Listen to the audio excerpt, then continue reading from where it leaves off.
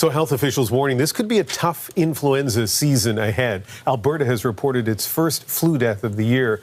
And there's concern this year's vaccine might not match an evolving strain of the virus. Sarah Galashan kicks off our coverage with the details on that. Yeah, so Ian, what we know about this initial death in Alberta is this was somebody in their 60s living in central Alberta, and that age really fits with the demo that we are seeing right now in terms of public health data. Majority of those who are infected with influenza so far would be 65 years and older, and the vast majority are, according to the data, infected with influenza A is the strain.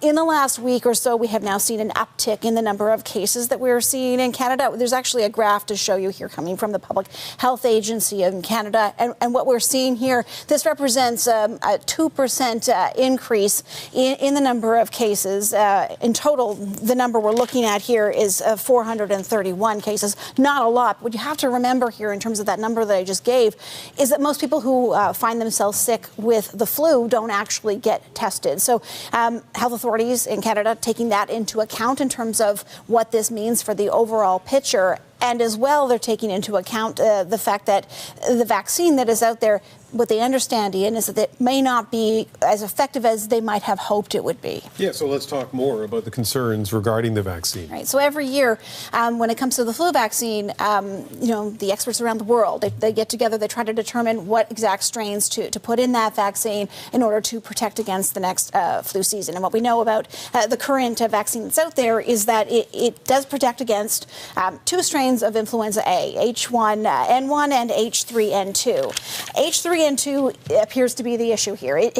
The flu often does change. It hasn't changed in years previous, but it does often change. And what they are seeing now is that it does seem likely that H3N2 is evolving. It is also a strain of the flu that is more associated with the severe illness.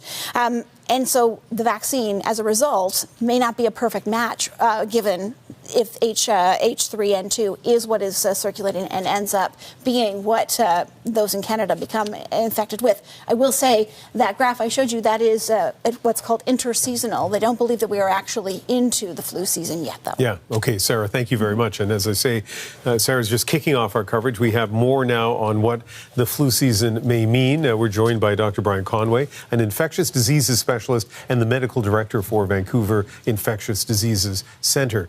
Dr. Conway, last week we saw a notable uptick in the number of flu cases nationwide. Is this a reason for concern? Well, flu season has started, as it does every year. This is about right. And it's important for people to just realize that there will be a flu season, and that's what this information is telling us.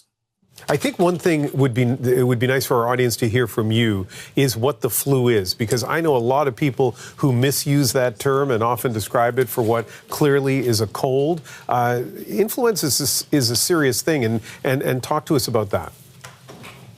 It's a great question, Ian, and a very important one.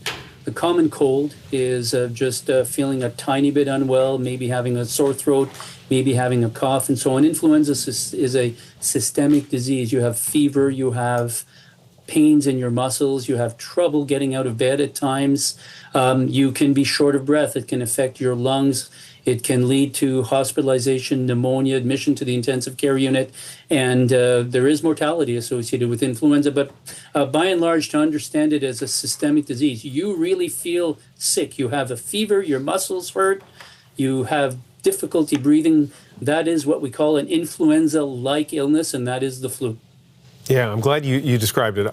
I've only had it once that I know of, and I was in my 30s, and I thought to myself, boy, I had no idea how the flu can wipe you out for as long as it did for me. So we have the vaccine, easy to get in places like British Columbia. Just about any pharmacy has a sign up saying book your flu shot. But now we're getting this information that there may be a mismatch on this year's vaccine. Talk to us about that.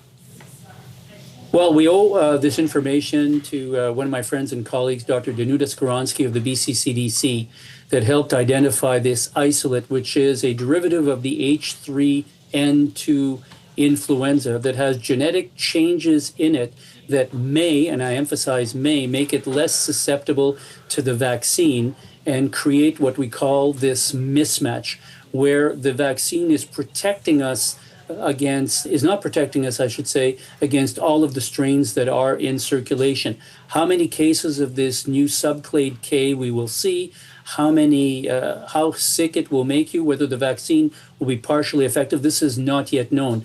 But it protects against all of the other strains that we know are in circulation. So it's very important that people go out and get their vaccine right now before the number of cases start to increase.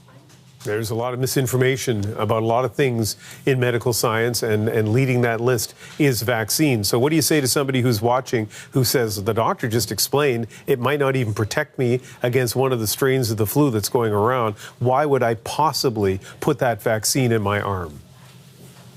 Well, it'll protect against all of the other strains that are out there that are still, as far as we know, going to be the majority of the strains. It may well be that it will protect you partially against this new strain. So if you were to be infected with it and you are vaccinated, the disease you get will be much less severe than in an unvaccinated individual. And also, vaccinating yourself will also protect against onward transmission of the new strain or any other strains that could then get into individuals that are older, more vulnerable. And if they get the flu, they could die from it. So those are all the excellent reasons you should run, not walk, and go get your flu shot right now. Yeah, well, you could not be clearer in your endorsement of getting the flu shot than that. Let's finish with this. What about side effects? Well, the main